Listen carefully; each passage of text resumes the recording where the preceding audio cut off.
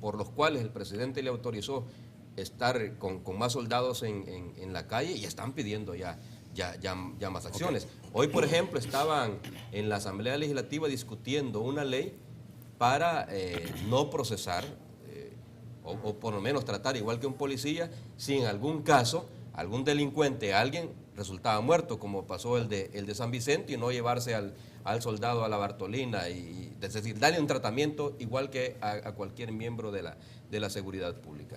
Pero yo decía que el general Munguía Payés tiene que esperar a los 6 meses que el presidente le ha dado, porque bueno, él mismo dijo, en 6 meses vamos a ver qué pasa, y yo siento que no han pasado ni 3 todavía, entonces ya van corriendo a hacer otro tipo de medidas. Yo digo que en relación a la interpretación de lo que dijo, la prueba mayor es que hoy día, digamos, ayer el ministro dijo, a una pregunta respondió, dijo, los que me dicen, no voy a responder a los que me dicen gorilete, le va a responder el pueblo. Nacho, mira, sobre el tema... Lo dijo Alfaro. Gracias.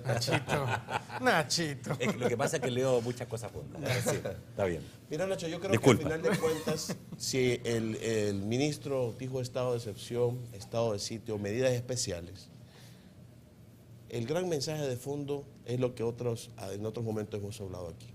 Están las medidas de largo plazo y las medidas de choque. Se necesitan medidas de choque para muchas regiones del país.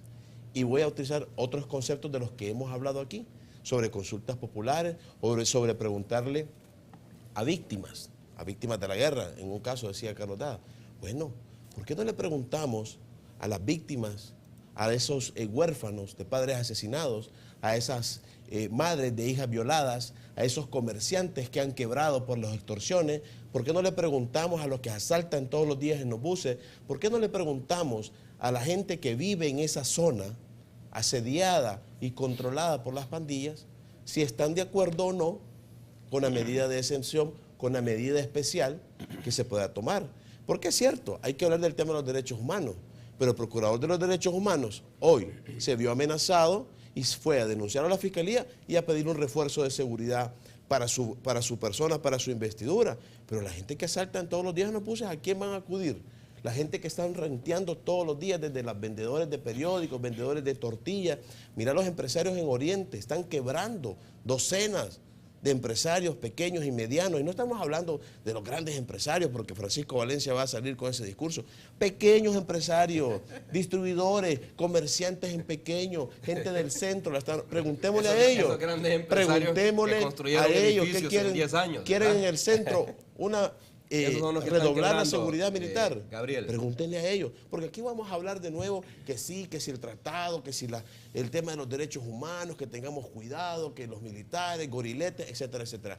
¿Qué quiere la gente que está sufriendo todos los días los ataques de los criminales y de los pandilleros? Voy a hablar de lo mismo. La consulta se puede hacer, las leyes municipales establecen la consulta popular. En este caso, digamos, y yo hoy día... coincidentalmente estoy con una gente de Soyapango y les pregunté, ¿y ustedes estarían dispuestos a perder algún tipo de libertad? Como por ejemplo que a las 10 de la noche ya no se pueda mover la gente de su casa para que haya más seguridad. Por supuesto, me dijeron todos, por supuesto que sí estamos dispuestos, porque es peor la delincuencia. Sí, señor. Mira, Nacho, yo creo que hace falta medidas drásticas, urgentes. El ministro de Defensa está proponiendo lo que no ha propuesto el Gabinete de Seguridad, y eso hay que destacarlo. Ahora, de ahí al populismo también hay que tener mucho cuidado, porque la gente, yo creo que tiene razón, Gabriel, y tiene razón el ministro, porque en la entrevista que nos dio en el Faro, yo, perdón, hago una pausa para reconocer, porque hoy el que no ve 8 en punto está fuera de la agenda nacional que la estás poniendo en este programa. Esta semana pusiste al ministro de Defensa, nos pusiste a todos a correr, igual con lo de Salaverría. Corrimos con el ministro y el ministro nos amplió un poco las declaraciones que había dado en este programa. Efectivamente dice, con estas medidas me van a acusar de gorilismo, él lo dice. Y no le voy a responder yo, sino el pueblo.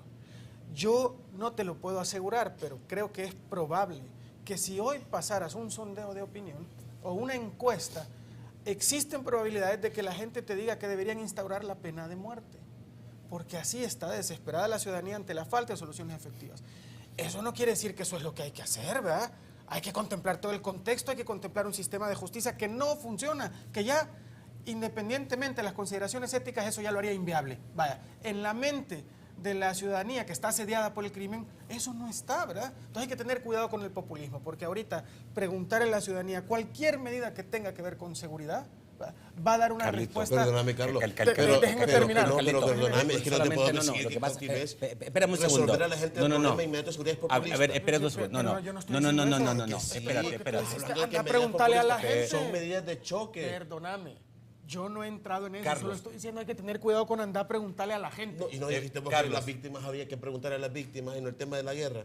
Preguntémosle a las víctimas de la delincuencia. Esto es lo mismo que cuando a la gente se le pregunta, ¿quiere usted que se instale una fábrica o una antena frente a su casa, que lo establece la ley medioambiental? ¿Usted está de acuerdo? ¿Sí o no?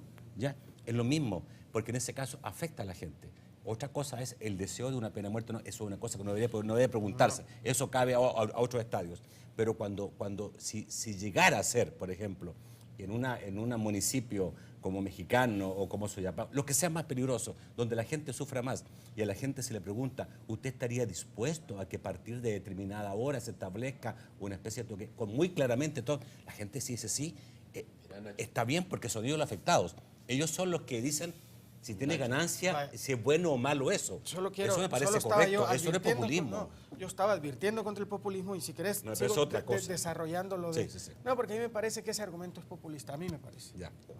Ahora, con respecto a las declaraciones del La ministro... delincuencia no es populista, Carlito. No, por supuesto que no, Nacho. Calificar Y además, no, pero es politizar el las tema. soluciones Ya, sí pero por pueden favor. ser populistas. Más, por favor, yo por favor. estoy de acuerdo también en que urgen medidas urgentes y empecé reconociendo que el ministro al menos ha tenido una propuesta que yo no he escuchado del Ministerio de Seguridad, del sistema de seguridad, ni del Ministerio, ni de la policía, etc. Yo la propuse en la columna de la prensa gráfica hace un año.